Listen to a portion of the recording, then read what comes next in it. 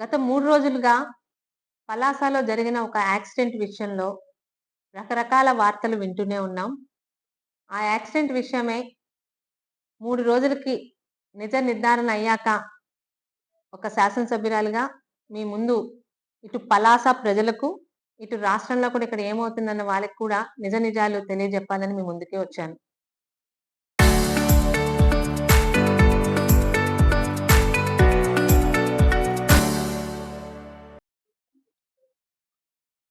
3 రోజుల క్రితం రాత్రి ఇండస్ట్రియల్ ఏరియా కోసంపురం జంక్షన్‌లో రాత్రి 9 గంటల 32 నిమిషాలకి ఒక 40 సంవత్సరాలున్న పశువుల కాపరిని ఒక బుల్లెట్ బండి నడుపుతున్న ఒక యువకుడు గుద్దాడు. అతను అక్కడ స్పాట్ డెడ్ చనిపోయాడన్నది మరుసటి రోజు ఉదయం అందరికీ తెలిసింది. ఎవరు ఆ యాక్సిడెంట్ చేసిన యువకుడు అని అడిగితే వైసీపీలో కోఆప్షన్ మెంబర్‌గా పనిచేసిన శంకర్ త్యాడి గారి కొడుకు సిద్ధార్థ త్యాడి గారని పేరు వినిపించింది. పోలీసుల పనులు పోలీసులు చేసుకుంటారు. దాని మీద అంతవరకే వివరం తీసుకొని మేము మా పనుల్లో బిజీగా ఉన్నాం. మొన్న రాత్రి దాదాపు 10:30, 11 గంటలకి కొన్ని ప్రముఖ ఛానల్స్ నాకు ఫోన్ చేసి 10:30 ఎందుకు చెప్తున్నానంటే టైం గుర్తుంది కాబట్టి.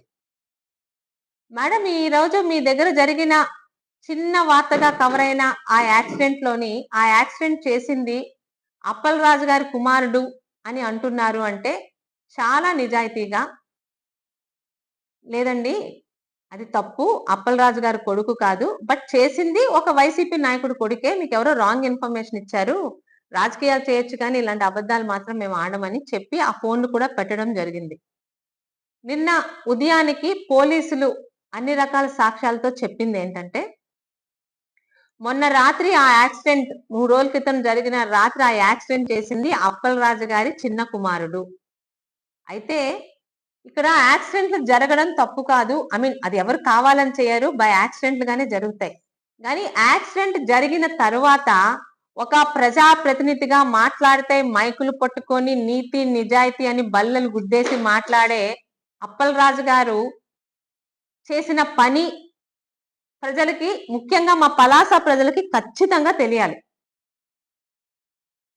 యాక్సిడెంట్ జరిగాక మామూలుగా ఎంతటి వారైనా తను చేసిన యాక్సిడెంట్ తో ఒక వ్యక్తి అక్కడికక్కడ ప్రాణాలు పోయాయి అనుకుంటే ఎవరికైనా ముందు మైండ్ ఫ్రీజ్ అయిపోతుంది. ఏం చెయ్యాలో కాలు చేతులు ఆడవు. కానీ పూర్తిగా క్రిమినల్ మెంటాలిటీ ఉన్న మనందరికీ తెలిసిన మన మాజీ మంత్రి అప్పలరాజు గారు 9:32 గంటలకి యాక్సిడెంట్ అయితే 9:45 కల్లా ఆ యాక్సిడెంట్ లో బండితో పాటు అవతల వాళ్ళని డాష్ ఇచ్చిన అప్పలరాజు గారి కుమారుడు కూడా కింద పడిపోయి ఆయనకు కూడా కంటి మీద, నుదుటి మీద, ఛాతి మీద దెబ్బలు తగిలాయి. 9:45 కల్లా కుమారుణ్ణి తీసుకొని పలాసలో ఉన్న అటు చిన్నబడం వైపు ఉన్న డాక్టర్ బాలకృష్ణ గారి ఆర్థోపెడిక్ హాస్పిటల్కి తీసుకెళ్తే, ఏంటండి ఇంత దెబ్బలు తగిలాయని అడిగినప్పుడు బైక్ మించి పిల్లాడు పడిపోయాడు అంటారు. ఏ డాక్టర్ అయినా అంతవరకే అడుగుతారు. అందులో ఆయన తప్పులేదు. ఏ డాక్టర్ అయినా బైక్ మించి పిల్లాడు పడిపోయాడని ఆయన హాస్పిటల్లోనే ఆ గాయాలకి డ్రెస్సింగ్, చిన్న చిన్న కుట్లు వేపించుకొని 10 దాటక ముందే తన కొడుకుని ఊరు దాటించేసిన అతి నిజాయితీ పరుడు మనందరికీ తెలిసిన మన మాజీ మంత్రి సీదిరి అప్పలరాజు గారు. కొడుకుని తప్పించడమే కాకుండా తను ఏం చెప్తే అది చేసే నమ్మకస్తుల ద్వారా తన అనుచరుడైన ఇంకొక త్యాడి అనే అతని తాలూకు కొడుకుని ఆ రోజు ఉదయం తీసుకెళ్లి పోలీసులకు అప్పచెప్పారు. పోలీసులు కూడా యాక్సిడెంట్ జరిగింది వాస్తవం, యాక్సిడెంట్ చేసిన వాడు తన మట్టుకు తనే వచ్చి లొంగిపోయాడని వాళ్ళు కూడా అంతవరకే ఆ పోలీస్ కేసు వేసి ఎఫ్ఐఆర్ వేసి ఆ అబ్బాయి కూడా స్టేషన్ బెయిల్ ఇచ్చి వదిలేశారు. ఇక్కడ పలాస ప్రజలకి అలాగే రాష్ట్రంలో ఉన్న వాళ్ళకి 2 ఇన్సిడెంట్ గుర్తు చేయదలిచానండి. ఎందుకంటే మీ దాకా వస్తే ఒకటి, మా దాకా వస్తే ఒకటి అని 2 నాలుకల ధోరణి ఏ రోజు తెలుగుదేశం ప్రభుత్వం గాని, గౌతు కుటుంబం గాని చేయలేదు. 2014-19 మధ్యలోని ఇదే పలాసలో నా తండ్రి అయిన గౌతు శ్యాంసుందర్ శివాజీ ఎమ్మెల్యేగా ఉన్నప్పుడు ఒక తెలుగుదేశం నాయకుడు ఒక స్వీట్ షాపుకి వెళ్ళి ఆ స్వీట్ షాపులోని కుర్రాడుగా ఉన్న అతని పేరేంటండి, డోకి హరీష్ అనే ఒక చిన్న కుర్రాడి మీద అరవడమో చెయ్యి చేసుకోవడం అనేది ఒక తప్పుడు పని జరిగింది. ఆ చిన్న పిల్లాడు సెన్సిటివ్ గా ఉండడం వల్ల ఆ అబ్బాయి ఆత్మహత్య చేసుకున్నాడు. ఆ విషయం తెలిసి ఇదే అప్పలరాజు 2 కులాల మధ్య గొడవగా ఇదే పలాసలోని చాలా పెద్ద ధర్నాలు చేశారు. ఆ రోజు తెలుగుదేశంలో ఉన్న మా నాన్నగారు చంద్రబాబు నాయుడు గారితోని మాట్లాడి ఆయన సలహా మీదట ఎవరైతే ఆ తప్పు చేసి ఆ అబ్బాయిని బాధ పెట్టి ఆ అబ్బాయి ఆత్మహత్య చేసుకునే విధంగా ప్రేరేపించారో ఆ వ్యక్తిని పార్టీ నుంచి సస్పెండ్ చేయడం జరిగింది. అంతేకాక ఆ వ్యక్తిని పోలీసులు అరెస్ట్ చేసి ఆయన పాతపట్నం జైలులో ఆయన చేసిన తప్పుకి శిక్ష కూడా అనుభవించడం కూడా జరిగింది. ఆ రోజు అధికారంలోకి రావాలనే ఒక నీచ బుద్ధితో ఈ అప్పలరాజు గారు 2 కులాల మధ్య చిచ్చు పెట్టినది ఈ రోజుకి పలాసలో అందరికీ గుర్తుండే ఉంటుంది. ఇంకొక విషయం కూడా చెప్పదలుచుకున్నాను. నేను ఎమ్మెల్యేగా గెలిచిన తర్వాత పలాసలో 2 మైనర్ అమ్మాయిల మీద ఆ అమ్మాయిలు వాళ్ళ తల్లి అనుమతితోనే కొంతమంది అబ్బాయిలతోని బర్త్డే పార్టీకి వెళ్ళినప్పుడు ఆ అమ్మాయిల మీద అసాల్ట్ జరిగింది. ఆ విషయం తెలిసి ఆ తల్లిని చాలా మంది పత్రికా విలేకరులు అడిగితే మా అమ్మాయిల మీద ఏమీ తప్పు జరగలేదు, మా అమ్మాయిలు హ్యాపీగా ఇంట్లోకి వచ్చారు అని చెప్పిన ఆ తల్లి మళ్ళీ 24 గంటల తర్వాత మా అమ్మాయిల మీద అత్యాచారం జరిగింది అనే మాట ఒప్పుకుంది. ఆ విషయం ఆ రోజు మందసాలో ఉన్న నేను పార్టీ ఆఫీస్ నుంచి ఫోన్ రాగానే ఆవిడికి ఫోన్ చేసి మీరు పోలీస్ స్టేషన్ కి రండి అని డైరెక్ట్ గా నేను ఇక్కడ నుంచి పోలీస్ స్టేషన్ కి వెళ్ళడం జరిగింది. ఎవరైనా ఆడపిల్ల ఆడపిల్లే. వెంటనే అక్కడున్న పోలీసులకి వాళ్ళు ఎవరైనా గాని 24 గంటల్లో వాళ్ళని అరెస్ట్ చేసి పంపించండి అని సలహా ఇచ్చి అమ్మాయిని కూడా ఊరుకోబెట్టి ఏమ్మా నిన్న ఒకలా చెప్పావు ఈ రోజు ఒకలాగా చెప్పావంటే నిన్న భయపడ్డాను, సాధారణంగా ఆడపిల్లల తల్లికి ఉండే భయంతోనే అమ్మాయి జరగలేదు అంది, కూతురు భవిష్యత్తులో ఏమవుతుందో అని. కానీ తర్వాత అందరికీ తెలిసిపోయిన దీంతో తన కూతుర్లకి న్యాయం జరగాలని ప్రెస్ ముందుకు వచ్చింది.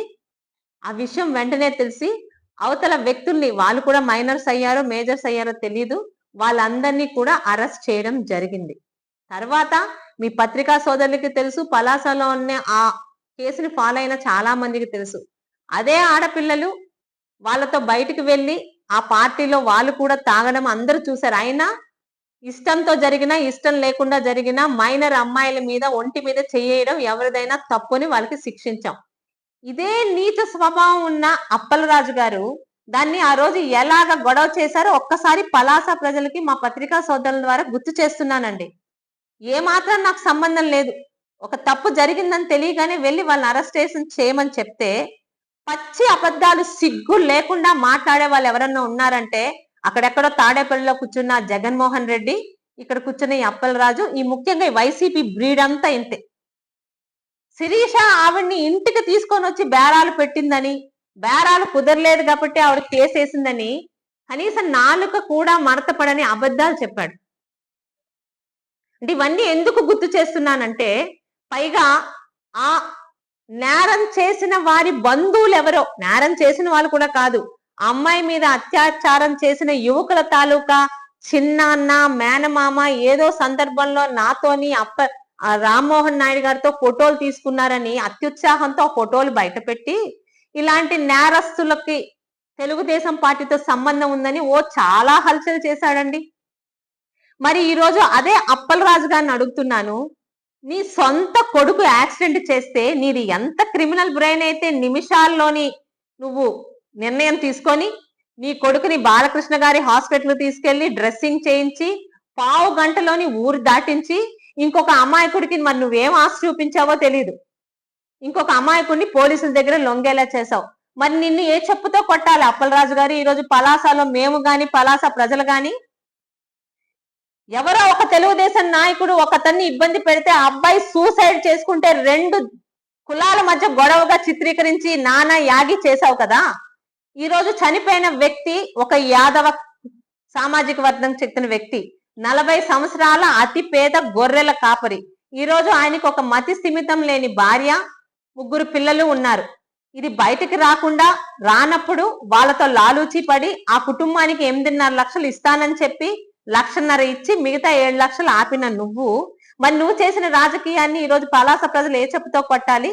ముఖ్యంగా యాదవ సామాజిక వర్గంలోని కులం అని జనాల దగ్గర ఓట్ల కోసమే డ్రామాలాడే పలాస వైసీపీ యాదవ సామాజిక పెద్దల్ని అడుగుతున్నాను, ఈ రోజు మరి మీ సామాజిక వర్గంలో ఒక వ్యక్తి మృతికి కారణమై ఆ నిరుపేద కుటుంబాన్ని రోడ్డు మీద పడేసి తన కొడుకుని తప్పించిన అప్పలరాజుతో ఉంటారా మీరు?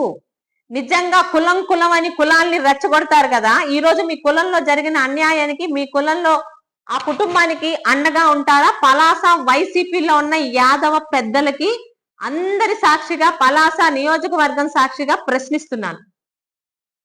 నువ్వు ఒక ప్రజాప్రతినిధివి అప్పలరాజు. తప్పు జరిగితే, యాక్సిడెంట్లు చాలా జరుగుతాయి, ఎవరు కావాలని చెయ్యరు. యాక్సిడెంట్ జరిగితే పోలీస్ స్టేషన్ కి వెళ్ళి నీ కొడుకుని అప్పచెప్పుంటే స్టేషన్ బెయిల్ ఇచ్చి ఇంటికి పంపించేవారు. కానీ నువ్వేం ఆలోచించావు? నీలాగా ఇక్కడున్న గౌతు శిరీష పాపం రాజకీయం చేసి నీ కొడుకుని ఇబ్బంది పెడతాదేమోనని భయపడి నువ్వు ఇప్పుడు 2 తప్పులు చేసావు. ఏ రోజు నాకు ప్రత్యర్థి నువ్వు ఒక్కడివే. నీ కుటుంబంలో నీ పిల్లలు గాని, నీ భార్య గాని, నీ తల్లిదండ్రులు గాని, నీ అన్నదమ్ములు గాని ఎవ్వరు నాకు ప్రత్యర్థులు కాదు. నువ్వు చేసిన ప్రతి తప్పుని నేను ఎత్తి చూపిస్తాను. ఈ రోజు నీ కొడుకు కాదు అక్కడ నేరస్తుడు. నీ కొడుకు నేరాన్ని తప్పించి ఇంకొక పిల్లాన్ని అందులో ఇరికించిన నువ్వు ఏం సమాధానం రేపు ఉదయం పలాసలో ప్రజలకి, ముఖ్యంగా ఆ కుటుంబానికి, యాదవ సామాజిక వర్గంలోని ఓట్ల గురించి డ్రామాలాడే నీ వైసీపీ నాయకులకి నువ్వేం సమాధానం చెప్తావో నేను కూడా ఎదురు చూస్తున్నాను. ఎందుకంటే ఇందులోని నువ్వు చెప్పిన అబద్ధాలన్నీ అబద్ధాలని తేలిపోయాయి. నీ కొడుకే బైండ్ నడిపాడని సీసీ కెమెరాలతో క్లియర్ గా ఫుటేజ్ వచ్చింది. దెబ్బ తగిలిన నీ కొడుక్కి నువ్వు ఏ హాస్పిటల్లోని డ్రెస్సింగ్ చేయించావో ఆ హాస్పిటల్ డాక్టర్ తాలూకు వాంగ్మూలం, ఆ వీడియోలు వచ్చాయి. పోలీసులు కూడా నేరం చేసింది నీ కొడుకే అని కన్ఫర్మ్ చేశారు. ఈరోజు నువ్వు ఏ మొహం పెట్టుకొని మళ్ళీ పలాస వచ్చి ఎన్ని రకాల అబద్ధాలు నువ్వు, నీ పేటిఎం బ్యాచ్, నీ వైసీపీ సోషల్ మీడియా కుక్కలు వాగుతాయో ఎంత ఇంట్రెస్టింగ్ గా ఉంటాయో నేను ఎదురు చూస్తున్నాను. ఈరోజు తెలుగుదేశం పార్టీ ఆ కుటుంబానికి అండగా నిల్చుంటుంది. జిల్లా ఇన్ఛార్జ్ మంత్రి గారైన కొండపల్లి శ్రీనివాస్ గారు బయలుదేరారు. ఆ కుటుంబానికి వచ్చే కుటుంబానికి ధైర్యం చెప్పి వాటికి పార్టీ తరపున మేము ఎలాగే సహకారం చేస్తున్నాం అనౌన్స్ చేస్తారు. మరి ముఖ్యంగా ఈ సందర్భంగా పలాసలో ఆ రోజు మళ్ళీ చెప్పడం మర్చిపోయానండి. హరీష్ అనే వ్యక్తికి మా నాయకుడి ద్వారా కలిగిన ఇబ్బందికి కూడా ఆ రోజు చంద్రబాబు నాయుడు గారు, ఎంపీ రామ్మోహన్ నాయుడు గారిని, మంత్రి అచ్చెన్నాయుడు గారిని ఇద్దరిని ఇంటికి పంపించి వాళ్ళకి 5 లక్షల నష్టపరిహారం ఇప్పించారు. అది తెలుగుదేశం పార్టీ కమిట్మెంట్. మరి ఈ రోజు జగన్మోహన్ రెడ్డి గారు ఏం మాట్లాడతారో తెలియదు కానీ మీ నాయకుడు కొడుకుతోని ఎవరో ఆడపిల్లలకు వచ్చి 10 లక్షలు ఇచ్చారు, నిజంగా సంతోషమే. అలాగే నీ నాయకుడు కొడుకు వల్ల ప్రాణాలు కోల్పోయిన రోడ్డు మీద పడ్డ కుటుంబానికి మీ పార్టీ ఏం సహాయం చేస్తుందో, మీ నాయకుడు చేసిన ఈ డబల్ క్రైమ్, చేసిందే ఒక క్రైము, దానిలో తన కొడుకుని తప్పించడం ఇంకో క్రైము, ఇంకొక అమాయకుడికి ఏదో ఆశ చూపి ఇరికించడం ఇంకో క్రైము. ఇందులో నేరం చేసింది అప్పలరాజు కొడుకు కాదు, అప్పలరాజే.